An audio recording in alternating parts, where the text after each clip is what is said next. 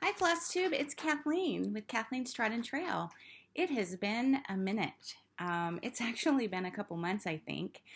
And, it's just life. Life has been crazy, and it really is crazy for everyone. And I'm kind of in awe of people who are able to um, post videos on a daily or weekly, or even bi-weekly basis.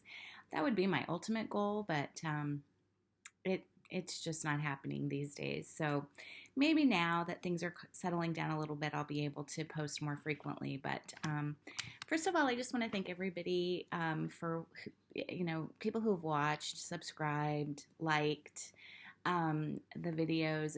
It's a lot of fun. This is a great community, and I find FlossTube exceptionally motivational. If I happen to lose I guess the common word is stitchy bug. If I happen to lose my motivation to stitch, it's fantastic to just flip on some floss tube and recharge, motivate myself to get some things done. So thank you all for watching and for being part of this great community. And also thank you so much to those of you who have touched base with me in the last few weeks asking if everything's okay and where I've been and where I went. And everything's fine. It's just crazy, crazy, crazy life. So a few life updates. Ryan is officially graduated. He is officially no longer a senior in high school, but a freshman in college. Graduation was lovely. It was very busy, very hectic. It went really, really well. We had lots of family in town, lots of preparations. The party was great. It was awesome. He was honored greatly. It's such an interesting thing at their school. I've mentioned that they go to a small private school here in Omaha, and he graduated in a class of 83. So small school by all rights and purposes. But in his class of 83, Ryan, who never has had anything less than an A in any class all 4 years in high school, and who, as a matter of fact, has never had less than a 4.0 ever. His GPA has never been less than a 4.0, was number 12 in his class of 83. So there were 11 people who had better grades than Ryan did, which is just phenomenal. I mean, it just really says a lot about the school. So he wore several ropes. My cat is going crazy. I have stuff laid out over there, and the cat's just decided to go banana cakes. What's new? He wore, they wear the ropes for the honoring different things, National Honor Society, different things, and we didn't know what all ropes Ryan would be wearing at graduation, but the interesting rope I thought was the blood donor rope. So the kiddos who donated so many pints of blood to the Red Cross during their high school time, and I think in Nebraska they can start donating at the age of 16 with parental permission. They had to, and I don't remember what the number was, but they had to donate so many pints, and there were only in his graduating class, I think 6 or 7 who wore the rope that they had donated X number of pints of blood. So that was one of his ropes, and I thought that was really neat. And I don't know if other high schools do that or not, but I really liked that. And then there was the rope for maintaining a perfect or better than 4.0 throughout his high school career. And as you know, maybe most of you know that nowadays in high school you actually can have better than a 4.0 because of the dual credit and advanced placement classes. So because he's taken many of those, and he'll actually be entering university as a sophomore because of his the college credits that he took during high school. But anyway, so that was neat. That was a lot of fun and very cool. Maddie is off in Costa Rica. So I think I mentioned before, they did Germany, and now she has gone to Costa Rica to study sea turtles. So this is a very interesting 10 days for me as a mother, because she's doing it through school, but school is working with a company, an international company that does um, wildlife research all over the world. And in Costa Rica, they happen to study sea turtles, and they're actually helping them nest and moving their nests to safe places right on the beach. That's what they're doing. They're living on the beach doing that for 10 days. They're doing other things too, but that's the big part of what they're doing.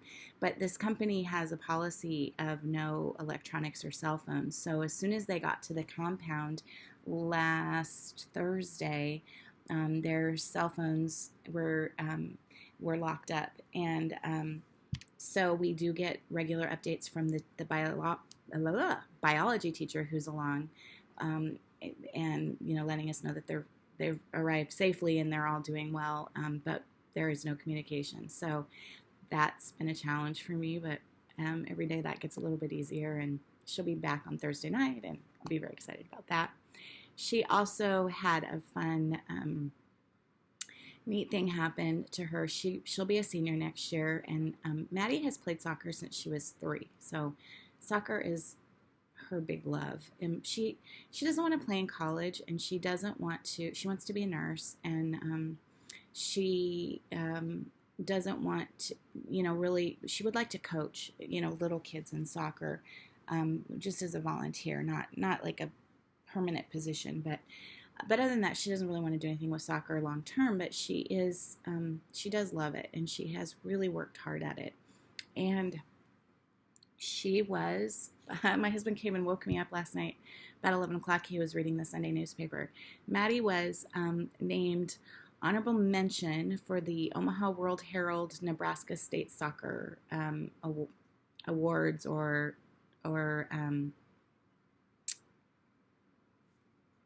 acknowledgments, I guess you could say. So that was really cool. She got her name in the newspaper, and she was listed with girls that, really outstanding soccer players, and so that was neat. That was neat. She doesn't know yet, but she'll find out when she gets home. Let's see. I'm looking at my notes here. So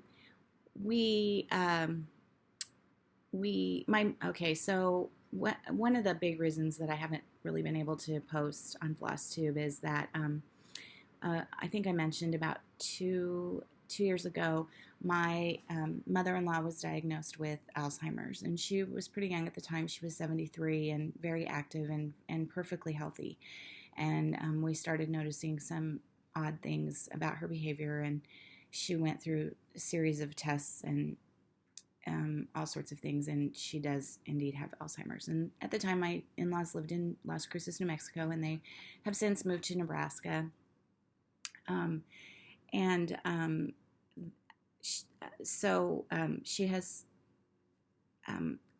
continued to get worse pretty quickly, and so she has really been struggling. They live in an independent. My father-in-law is perfectly fine, great, completely with it, very healthy, but they live in independent living, and it's looking like it's going to be time to move her to skilled nursing, a memory unit. So that's been a big time thing for me, and something that I've had to spend some amount of time on, not a ton, but some amount of time on. And as anyone knows who's gone through any of this sort of thing, it's not only the amount of time you actually spend, like looking at places or with the person. It's a huge drain. It's a huge energy drain. And my in-laws have 2 boys, and so, as it is in most families, the women, the daughters, or the daughters-in-law, end up doing, I don't want to say a lot of the work, but end up kind of shouldering the load. So that's been something. And my own father passed away. He was much older, but he passed away about 5 years ago now with Alzheimer's. And which he'd had for many, many years. And so kind of going through that. And then the week, 2 weeks before graduation, a really close friend of mine, another mother from school, and she also was on staff at school, got terribly ill and very nearly died out of the clear blue sky. And so we've spent some time doing meals and organizing meals and visiting with her, and she's doing great. She's fine, but she's doing great. But it just, all those things just kind of take time and make it a little more difficult to post. So the dogs now are outside, but I can hear Baxter wanting to come in, and so it's kind of hot today. So I'm going to let him in. Excuse me 1 second.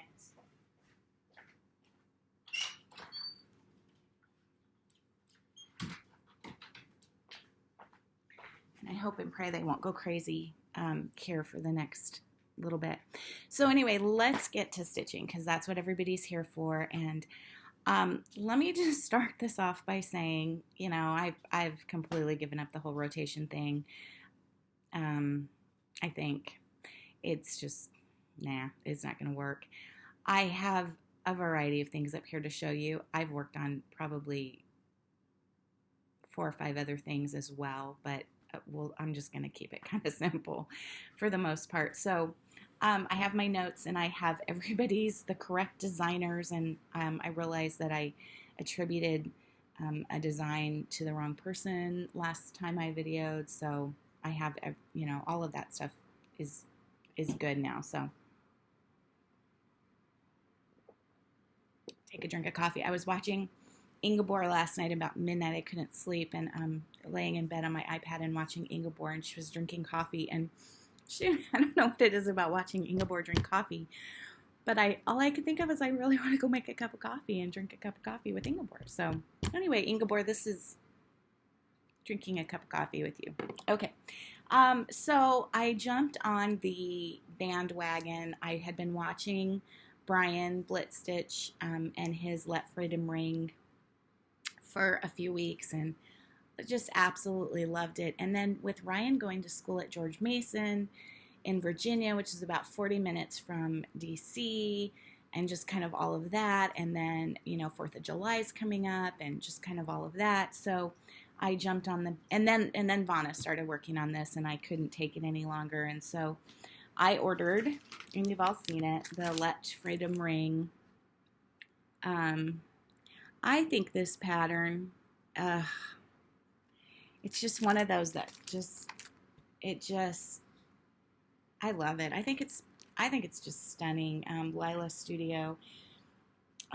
It's so stunning. So I ordered the pattern online, and then went into Reflections, my LNS, with Julie, the owner, and she was like, and I told her I had ordered it, and she's like, oh, I could have gotten it for you, but anyway, so we picked out some fabric for it, and which I love, and Julie is just she's just awesome, and she is doing FlossTube now. So if you haven't taken a look at her videos, it's Julie McConnell on FlossTube, Reflection Stitching and Framing, and take a look at her FlossTube videos. She doesn't have a lot out there, but she does have some, and she is a wealth of information, and her stitching, oof, I could only hope to be that good someday. But anyway, I've said it before, and I was so fortunate to have her and have that shop here. It's about as far from me as it could be, and not that Omaha's that big, but I'm just really fortunate to have her here, and it's just a great little shop. So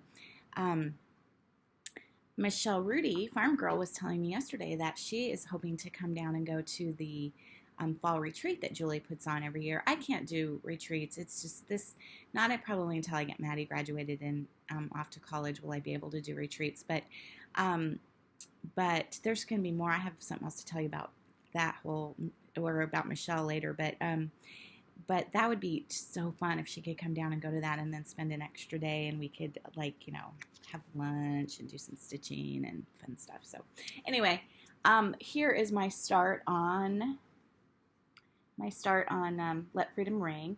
And I think this pattern is so funny because it so clearly shows my lack of focus.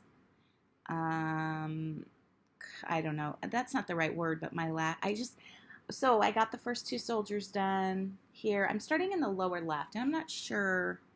I think that's where Brian started, and I think that's why I wanted to start there. Plus, I just thought these people down here were so, I don't want to say cute. They're not cute. They're just neat.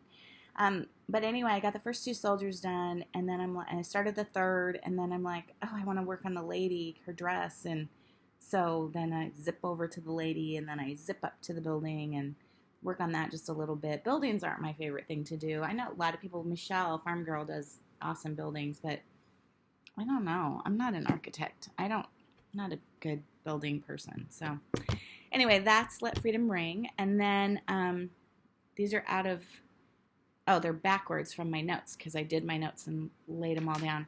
So then I was on, now I think I saw a posting by Frosted Pumpkin that a lot of their, they had some of their patterns on sale. I bought some more in there somewhere, and I think they're in stash to show you, but I thought these were so cute. I didn't even know what they were. I don't know. And I've said this before too. My house is not cutesy. It's, I don't know, I don't know what it is. It's just eclectic. It's just a lot of stuff. But more recently, I've been decorating more kind of farmhouse kind of thing. You can see back here. A lot of my non-handmade stuff is from Hobby Lobby, just because it's close and they always have cute stuff that I like. And I really do decorate just about every month. So I take down, like, this stuff will stay up all summer, but this cabinet is very seasonal. I don't know. Anyway, these don't go in my house, but yeah, they're cute. So this is the Frosted Pumpkin Stitchery Candy Corn Costume Party. And it took me forever. I was drawn to these, and I didn't even really know what they were. And then I'm like, oh, they're candy corns dressed up in costumes. Okay, yeah, that makes sense. So candy corn costume party. I just took a piece of, those little Frosted Pumpkin. I am having problems here. Those little Frosted Pumpkin small little charts are so, they're inexpensive. So I didn't buy thread. I just went to my stash and also my fabric stash. And this is a leftover piece. This is the same piece of fabric that I did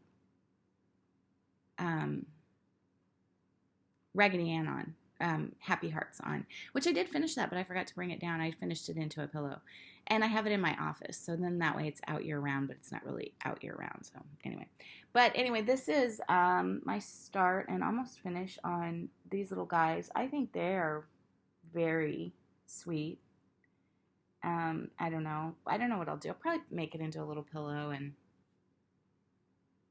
just have them laying around at Halloween. That'll be fine. I'm not a matchy person. You could probably have figured that out by now. That's Candy Corn Costume Party. I also bought another chart that's number 3, and I bought number 2, or bought one of the other ones that's really cute too. Okay, then I was watching Little Snips, and yesterday I was watching, I think, Sarah's latest video. I enjoy her. I don't know what it is about her. We don't necessarily like a whole lot of the same things, although some of the same things, but I like watching people that just stitch things that are a little bit different from me. Ingeborg's kind of like that too. Like, some of the stuff Ingeborg does, I'm like, oh, I have to do that. I want to do that. I want to do that. And then other stuff is really cool, but like I wouldn't do it, but I love seeing it. And then sometimes I think, oh, I really want to do that. And I think, you just have to at some point. But anyway, Sarah was talking about the Mill Hill Laurel Birch. Yikes, sorry. Mill Hill Laurel Birch courses. And I went straight. I love Laurel Birch. I have collected Laurel Birch fabric for quilting, and I've made a couple of Birch. I've made a couple of quilts using Laurel Birch fabric. And my rug hooking frame cover is from Laurel Birch fabric. I made that myself. Anyway, this was one of I bought 2 of them with the horses. Again, this wouldn't go in my house necessarily, but it would go, in my office I have a lot of just kind of random, because it's my office and my craft room and all of that random stuff, so that it would go in there. That would work. But anyway, this was really fun, although, and I'm going to have to bend over because I dropped it. Good Lord. Okay, so I did not realize that this is fabric. So the yellow is not stitched, it's fabric. And so it came with the fabric, and it's not the greatest fabric of all time, but it's okay. I mean, it's fine, it works. And I have a little start on the horse. I think it's really pretty. So everything comes in the kit, right? So everything comes. So I don't know, that's really neat. I don't have very much room here, guys, so I'm trying to figure out how to do. Okay, that's Laurel Birch. I know. I was going to say that I was watching Sarah yesterday, Little Snips, and so our air conditioning went out yesterday. It went out on Saturday, kind of Saturday night. It goes out all the time. We have so many problems with this unit. Our house is old, but not cool old. It was built in 1991, and we've slowly had to update things, and it's, we've had to replace every major appliance, and I don't like that kind of stuff at all. It just wears on me. But I hate the heat. I grew up in Colorado. I've always lived in hot climates. We've lived in Houston, Kansas City, Chicago, Indiana, here. And I hate the heat. I hate anything over about 75. And as I've gotten older, I really hate the heat. But so we have, it's early June. We had a beautiful spring, lovely spring, very cool. We actually had a little bit of just not really snow, but a little, like a few flakes in early part of May. And I'm happy with that. It can be cool. I just feel like when it's cold, you can do stuff. When it's warm, what are you going to do? You can't strip. So our heat goes out, our AC goes out on Saturday night, and my husband got really frustrated. Well, you're just going to have to call somebody to come out on Monday. And I knew that if I called out, all of a sudden we have this heat wave. I knew if I called on Monday morning, they would be like, oh, we can be there Wednesday or Thursday or next week. They're not going to be able to come right out. So I just started Googling, and we ended up going to buy a shop vac, figured out that the catch tray for the condensation was full, and we pumped like 25 gallons of water out of that thing. It was a mess. Then it still wasn't working. The house was so hot. It was awful. Anyway, we finally got it. I finally kind of figured it out, kind of jimmied something, and I'm still going to have to call somebody to come out, but it's working, and it's nice and cool today, and we kind of learned a lot in the process, but gosh, that's not how I wanted to spend my day yesterday. But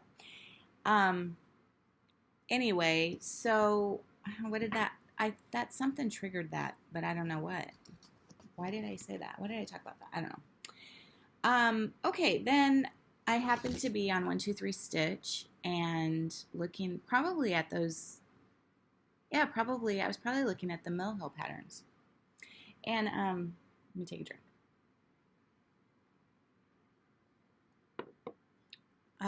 I hope that's not offensive to anybody. I like it when I see people drink or eat or do whatever online, but I don't know, other people might. Hopefully that's not offensive.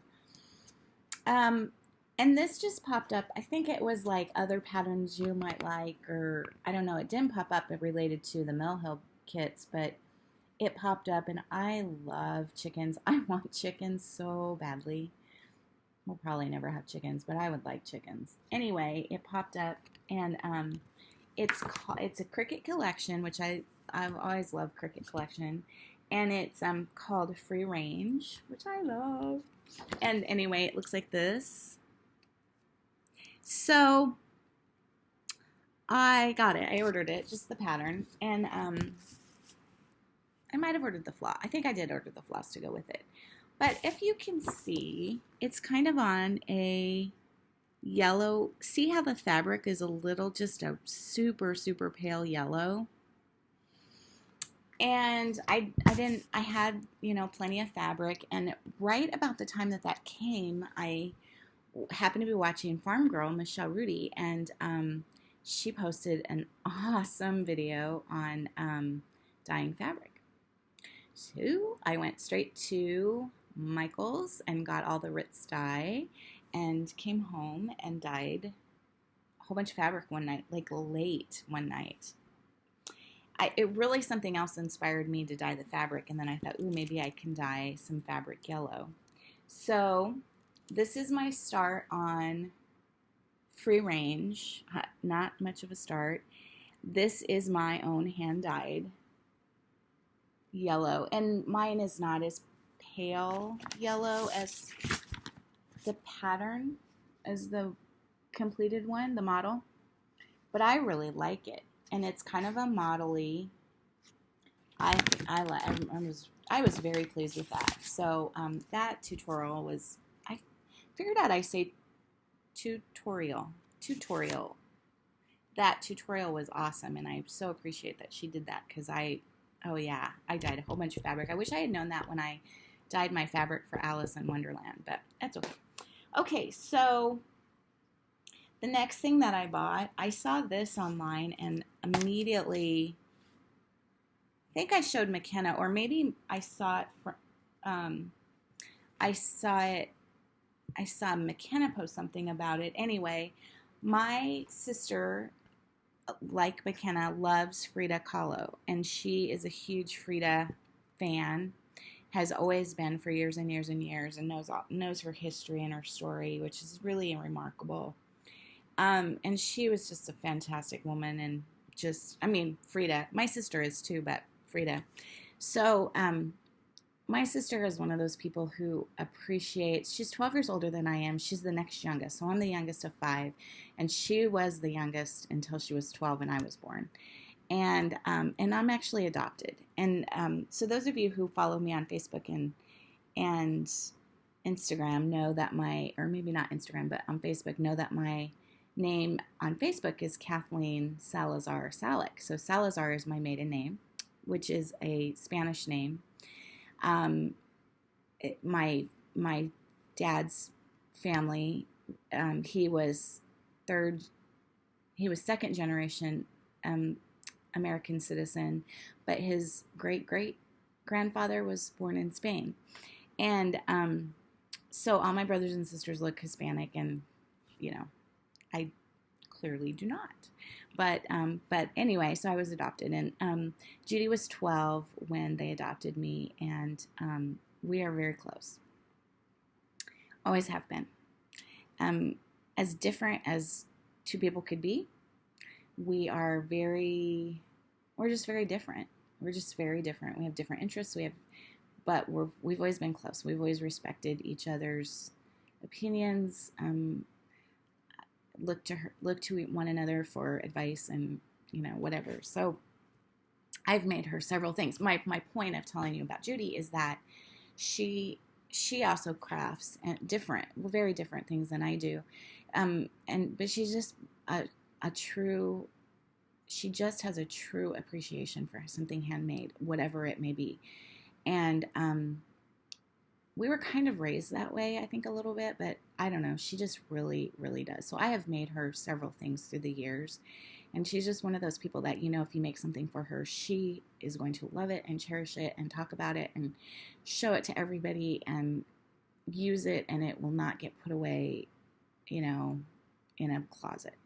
So I saw this, and you've probably seen this. It's Snowflower Diaries, which in my last video I kept calling Sunflower Diaries, but anyway, Snowflower Diaries, Frida Kahlo, Viva la Frida. It's just beautiful. It's such a beautiful, the Snowflower Diaries, oh my goodness, she does Her patterns are so pretty. So this fabric that she did it on, I think you can see it. It kind of has a little bit of an orange cast to it, and there's a lot of orange in the flowers and in her dress, kind of a corally orangey. Anyway, I couldn't find any fabric like that had sort of that orange cast, so using Michelle's video, I dyed my own.